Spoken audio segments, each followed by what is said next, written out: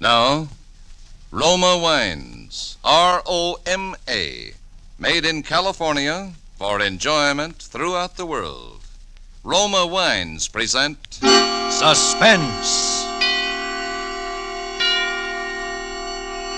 Tonight, Roma Wines bring you Mr. Hume Cronin, who is currently being seen in the Metro-Goldwyn-Mayer production The Green Years as star of Too Many Smiths, a suspense play produced, edited, and directed for Roma Wines by William Spear.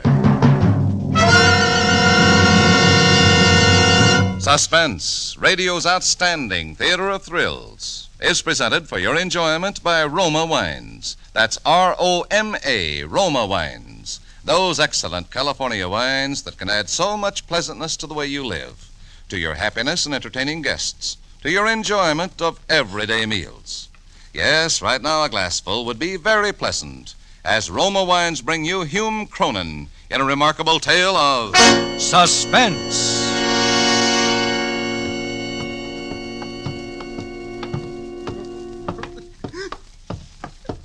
Right in here, Doc. What happened, Sergeant Hurley? I picked this guy up in a depot. I've been looking for him for 3 days. He's standing in the crowd screaming somebody made a sucker out of him, getting violent. Well, I better have a look at him. All right, now. No one's going to hurt you. She made a sucker out of me. There he goes again. Who made a sucker out of you? Yeah, sure, she made a sucker out of me. Hand me my bag. Here. What are you going to do, Doc? Give him something to quiet him down. You think he's pulling an act? It's hard to tell. Maybe temporary insanity. Yeah, pull up his sleeve. Come on, you. Easy. Come on. She made a sucker out of me. Who did? Who made a sucker out of me? Fate. It was fate, I tell you. Yeah, that was it, a gag. This guy's crazy. Maybe. Yeah, that's far enough. Hold him. There. Will that stuff put him to sleep? Should. How long will he be under? About 10 hours. Okay. She ran out on me. She left me flat. It's starting to work. Mm-hmm. Very fast reaction. I'll come back and question him later. And what's he in for? Murder? Who'd he kill? Some cheap confidence mug, but the motive we haven't got. You see, Wallingford's my name. Charles Richard Wallingford. Yeah, don't call me Smith. Hey, get that? He's talking in his sleep. Sometimes they do under the influence of a sedative. Wallingford. Especially when they have something on their conscience they want to get rid of. I'd better take notes. And you stay here as a witness, Doc. Yeah, that's me, Charles Richard Wallingford. But don't let that fancy moniker fool you. No, sir, I'm no banker or executive. I'm just a guy who worked in a porter in a big office building downtown. But I don't want you to think I didn't have any ambition. No. I know that someday I'd get my break, and when I did, there was nothing going to stop me from going places. No, sir, not a thing. Now, take that night, for instance. It was 6 o'clock, and most of the offices were emptying out. I had my broom and mop, and I was ready to start cleaning the office of P.J. Rogers. P.J., he's the president of the Apex Advertising Agency. I always like to start with the top boys. I looked around P.J.'s office. Soft, easy chairs. Lots of buttons to push to make people jump. Yeah, this would be the life. Well, I started my broom going. I swept around, and I bent down to pick up the wastebasket, and a piece of torn paper caught my eye. Now get this. I don't know whether it was fate or just plain curiosity, but I read what was written on it. It was a memorandum from the desk of S.M. Parry to P.J. Rogers, and it said, "The judges have decided that the winner of the toothpaste contest is Pat Smith of Boston." Now, I knew that was the Century toothpaste contest that just ended last week. 25,000 smackaroos to the winner. And this guy, Pat Smith of Boston, won it. Some guys have all the luck. Just for writing a slogan. $25,000, and this guy doesn't even know he won it yet. Yeah. He don't even know he won it. But I do. I got what's called an inspiration. According to the radio, the winner won't be announced until the 15th of this month. Today's only the 12th. Charlie, my boy. Charlie, my boy, I say to myself. When fate decides to hand you a break, who are you to turn it down?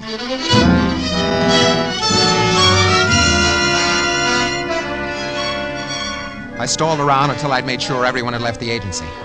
Then I went for the filing cabinets that had the entries. They were listed from A to Z. I found the names that began with S, and I started looking for Pat Smith from Boston. There were over 200 Smiths, Abe Smith, Betty Smith, Carl Smith. I went through them until I came to Ollie Smith. And the next one was Pat Smith of 500 Commonwealth Avenue, Boston, Massachusetts. I copied the address and the slogan. Brother, to me, that slogan sure sounded corny. But who am I to judge $25,000? I went downstairs to the locker room, I changed my clothes, I beat it over to Grand Central, and I caught the midnight to Boston.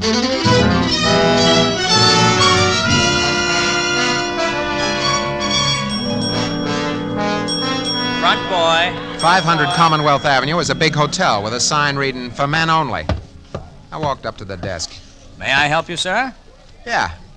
You have a Mr. Pat Smith staying here? Pat Smith? Now, let me see. George Smith, Harry Smith. Pat Smith.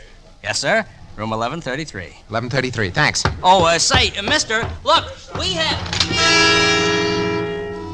The clerk started to yell something after me. The elevator door closed and I didn't wait. Yeah, I wish I had, but I didn't.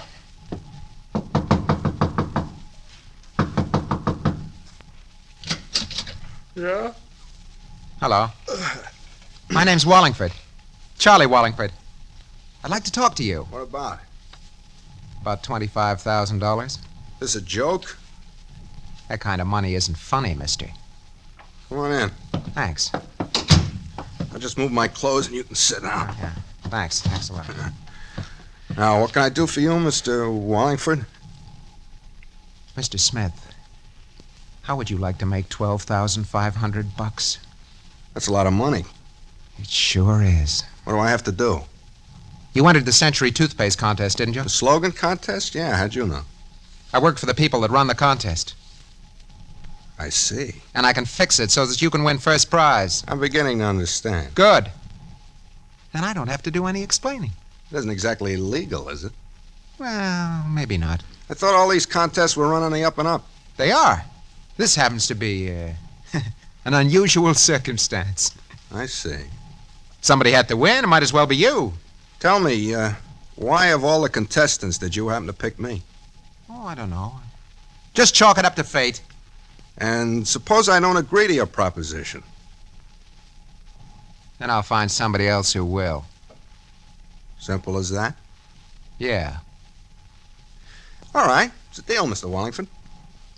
Just plain Charlie to all my business friends. Shake. Yeah. Well, I suppose you're busy. Not at all. Well, don't you have some kind of job you got to get to? No. That's why I came to Boston. Oh. How long you been here? 2 days. Wait a minute. How come your entry had this address? Oh, I reserved this room a month ago. I've been using it as my mailing address. Oh, I see. Where you from, Pat? Nowhere in particular, just where my business takes me. You don't say. Got any family? No, not a soul. Maybe you have friends here in Boston, huh? Not a one. Gee, that's too bad. Why the look? Oh, nothing. I was just thinking. About the money? Right the first time. You know, it's too bad our paths didn't cross before. Why's that? I think we'd have made a good team. What's your racket? Stocks and bonds. Sell 'em? Uh-huh. Legitimate? What do you think? I don't. Say, isn't contests out of your alley? It's just a hobby. But sometimes they pay off, huh? Well, come on, let's blow this place. We'll really celebrate our little deal. Sure, anything you say.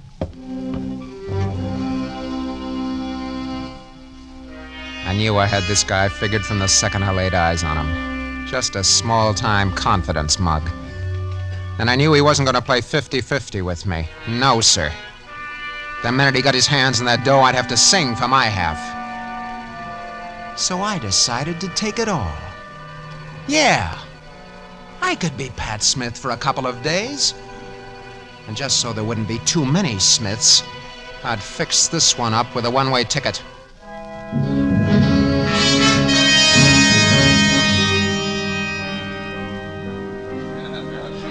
We went to a place for coffee and sandwiches.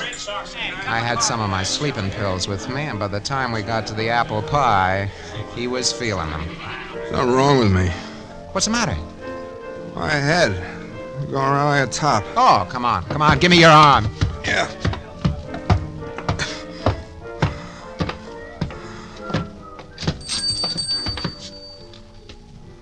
Yeah, here we are. The air will straighten you out.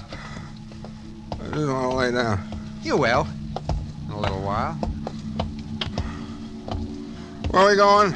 Just walking. I want to lay down. Oh, hey, take it easy. Hey, easy. Yeah, stand up. Hey, why are we walking out on this dock? Just to get you some air. Bring you around. All right. Hey there. Yeah? What's wrong, mister? Well, nothing, officer. My friend here isn't feeling very good. Oh, yeah? Let me have a look at him. Sure.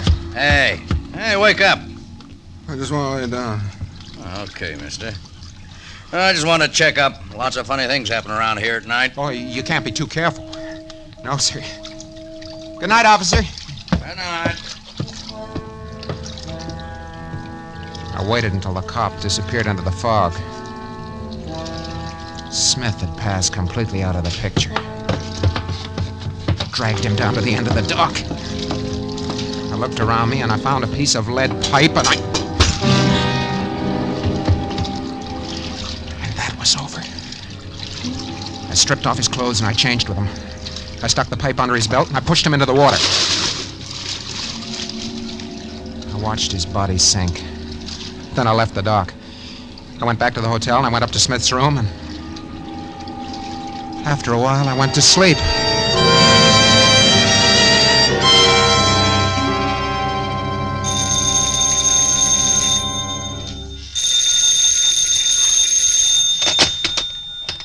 Yeah? Mr. Smith? Mr. Pat Smith? Speaking. Well, there's a young lady waiting for you. Waiting for me? Yes, sir. She says she's your fiancée.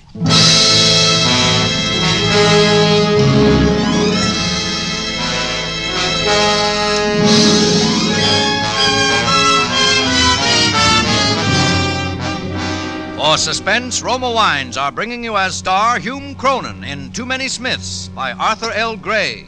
Roma Wines' presentation tonight in radio's outstanding theater of thrills, Suspense.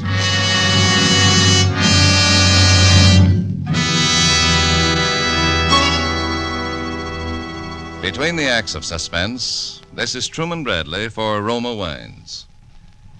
Visiting friends in Hollywood, I noticed that more and more of them now entertain with wine.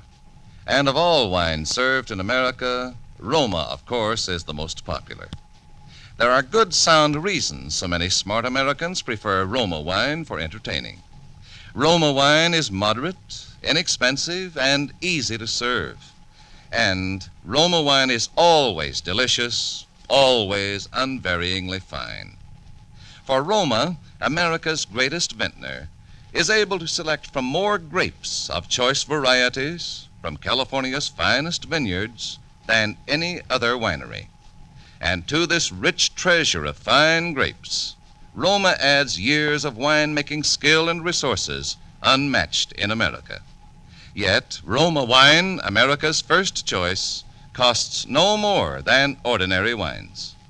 Right now, Roma dealers are featuring fine red Roma California table wines, Burgundy, Claret, Zinfandel. For an adventure in good dining, try Roma Burgundy, Claret, or Zinfandel with a juicy steak, savory pot roast, or spaghetti with meat sauce. You'll discover food with Roma is food at its best. So insist on Roma, R-O-M-A, Roma wines, enjoyed by more Americans than any other wine. And now, Roma Wines bring back to our Hollywood soundstage Hume Cronin in Too Many Smiths, a tale well calculated to keep you in suspense.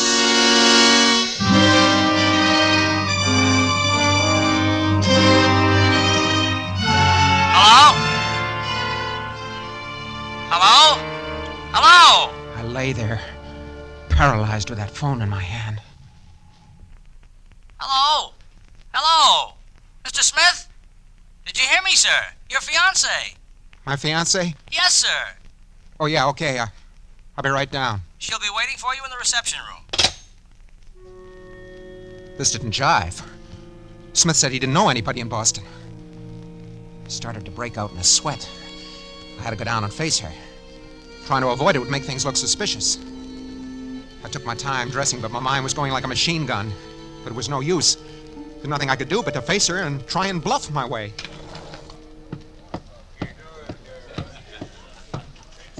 Pardon me, miss. You looking for Pat Smith? Yes. Well, I'm Pat Smith. Oh, I'm afraid there must be some mistake. I guess there is. Yes, the Mr. Smith I'm looking for is my fiancé. You sure he's registered in this hotel? I am very sure. Well... Oh, how foolish of me. There must be two Pat Smiths here. You and my fiancé. Yeah, of course. Yeah. I never thought of that. It's such a big hotel. I'll ask the clerk. Yeah. Do that. Oh, goodbye, Mr. Smith. I'm awfully sorry I disturbed you. But that's okay. Two Pat Smiths. That was something I hadn't counted on. I watched her cross the lobby to the desk. She spoke to the clerk. He smiled and picked up the phone. The dame sat down and waited. In a few minutes, a middle-aged guy walks up to the desk, and the clerk pointed out this dame to him. I took a good look at this other Pat Smith, and I beat it into the elevator and went upstairs to my room. I headed for the desk, and I started going through the late Pat Smith's things. I found his papers, and then I saw what I was looking for. A copy of the slogan he'd written. Oh, brother, I breathed a sigh of relief. It was the same as the one I'd copied from the agency's files. Fate is sure sticking closer to me than a suspicious wife. That stupid clerk could have sent me to the wrong Smith, and if I'd knocked him off, I really would have been in a jam.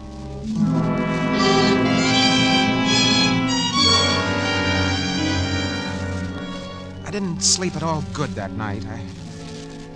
Around 8 a.m., I headed for the drugstore in the lobby. My head was buzzing. I wanted a cup of black coffee. As I was drinking my second cup, I glanced in the mirror in front of me, and I saw the second Pat Smith come in. I turned around to watch him buy some stuff at the counter. Razor blades, shaving cream, soap, and a large tube of Century toothpaste. Century toothpaste. It was only then it began to creep into my mind. Maybe this Pat Smith had entered the contest also. And if so, maybe he was the guy that was going to collect the 25 grand. Maybe I'd been barking up the wrong tree. Oh, a sick, weak, empty feeling settled in my insides. I put a quarter on the counter and I followed Smith into the lobby. I beg your pardon. Yes? Isn't your name Smith? Pat Smith? Oh, yes, it is. Funny thing, but that's my name also. Oh, yes, I heard there was another Pat Smith staying here. You mind if I sit down? No, go right ahead. Thanks. Kind of funny, two Pat Smiths living under the same roof. Oh, I don't know. Smith's a very common name. Yeah, you're right there. You know, that's how I met your girlfriend. My girlfriend? Yeah, the tall, blonde, good-looking dame. Oh, yes, I remember. But wasn't she looking for you? I don't get you. Well, the clerk telephoned me in my room that she was waiting downstairs, and when I met her, it seems that I wasn't the Pat Smith she was looking for. Darn it. You weren't? No. So naturally, I assumed it was you. There couldn't be a third Pat Smith here. Well, hardly. I spoke to the clerk about it, and he checked the register. Maybe she had the wrong hotel. Well, I doubt that very much because I've seen her about the lobby the past few days. You have? Mm-hmm. Why, what's wrong? Oh, nothing. Nothing. I'm just thinking. Yeah. I see you're doing a crossword puzzle. Yes. Are you interested in puzzles? Sometimes. I like contests better. You know, the kind they have on the radio? Uh-huh. You ever enter one of those? Well, as a matter of fact, I have. How about the Century toothpaste contest? Oh, of course. $25,000. That's it. Quite a big prize to shoot for. Yeah, it is.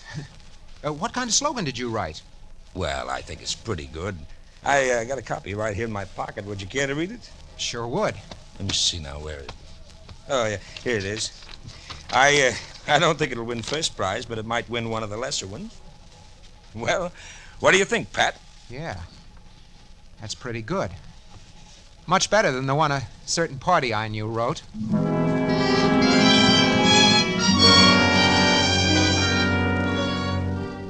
Didn't take no book critic to see that the slogan this Smith wrote was the better of the two. I was a fool. If I'd looked through the files at the agency more carefully, I'd have seen that there were two Smiths and which Smith won the dough. I was in a tough spot. Tonight at 10, they were going to announce the winner. I had just 6 hours to figure out an angle or lose 25 grand. Hello? Hello, Mr. Smith. Who's this? Mr. Smith's fiancé. Remember? Yeah, I remember. What do you want? I think you and I better have a little talk. What about? About my fiancé. Where are you? In the lounge. I'll be right down.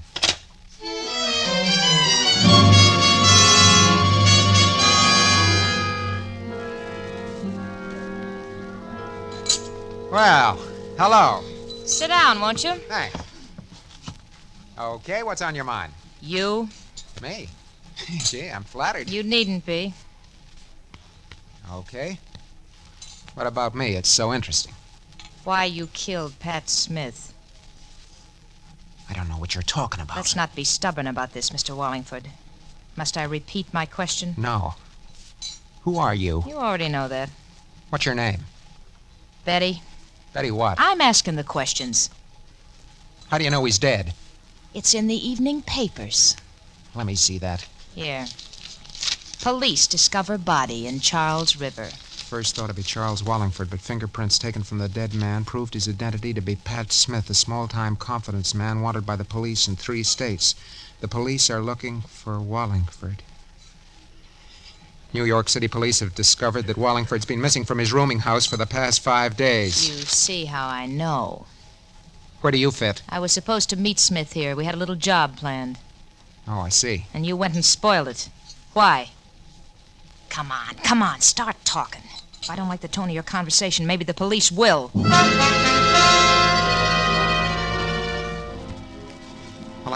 I couldn't see any way out but to tell her the whole story. I couldn't bluff.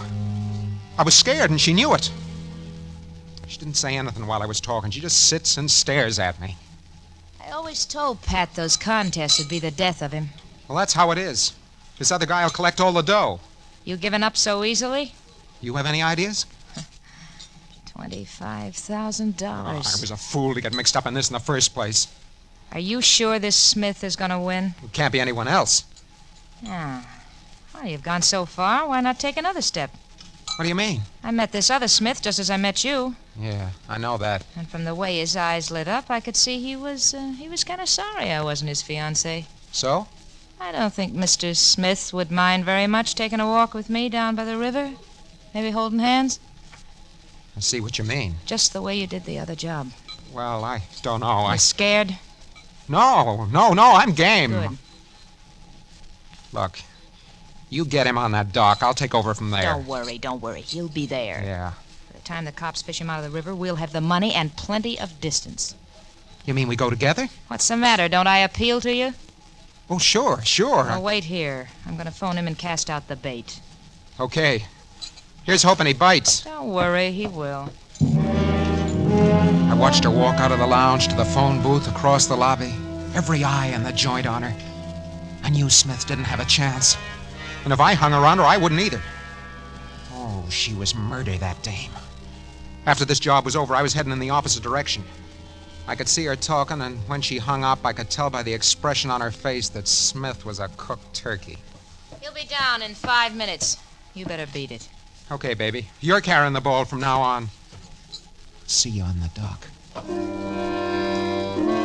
glanced back at the table, and she was sitting there, calmly powdering her nose for the kill. Then fate stepped in again. I don't know why, but it suddenly hit me that maybe she was giving me the double cross. After all, how long do I know the dame? I went back into the lounge through the street entrance, and I managed to sneak into a booth behind the one she was sitting in. In a few minutes, Smith came in through the lobby entrance and walked over to her. Well, good evening. I came down as quickly as I could. So I see. I suppose my phone call surprised you. Oh, yes, indeed. I'll come to the point, Mr. Smith. Somebody is going to murder you. What? Please keep your voice down. Oh, I'm sorry, but in heaven's name, why would anyone want to murder me? For $25,000. I don't have that much money. You will. Look, I don't understand. The Century Toothpaste Contest. Yeah? You hit the jackpot. How do you know? The winner won't be announced until 10 tonight. I have a way of knowing these things. I'm going to call the police. Sit down, Mr. Smith. I got a better idea. She lowered her voice, but by straining, I got wind of what she was pulling. That was clear. She wanted the money, but without a murder rap. Then she was going to tip off the police about me, which would give her clear sailing with Smith and the dough. Yeah, she was clever, all right. But you know, it was funny. It didn't burn me up. I wasn't even sore. I was just tired and scared. I wanted to get away. Anywhere, so long as it was far from Boston. I had a few dollars left, so I beat it. I went to the railroad depot. My train didn't leave for an hour, so I walked around. I bought a paper. Oh, I felt like a punch-drunk fighter. I was licked, and I knew it. Fate had let me down, all right. I was through. Well, I was standing in the crowd, waiting for the gate to open, when I saw it. Right there on the front page, I saw it. I started to laugh. Yeah, I couldn't stop. There it was right there on the front page. I just broke up hysterics. Hey, officer! Officer! Hey, officer! I was tired. What's wrong with this man? You, what's the matter with you, buddy? Hey, you're Charles Wallingford, alias Pat Smith. You're wanted for murder.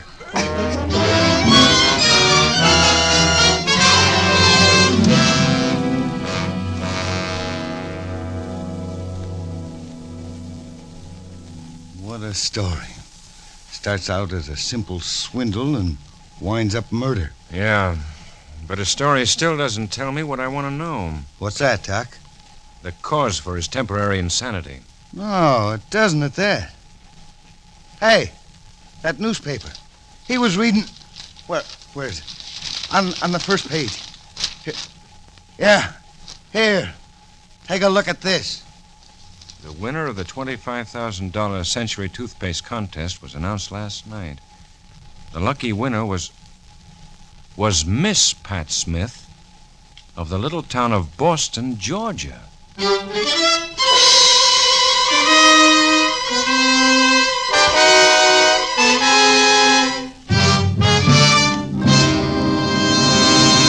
Suspense.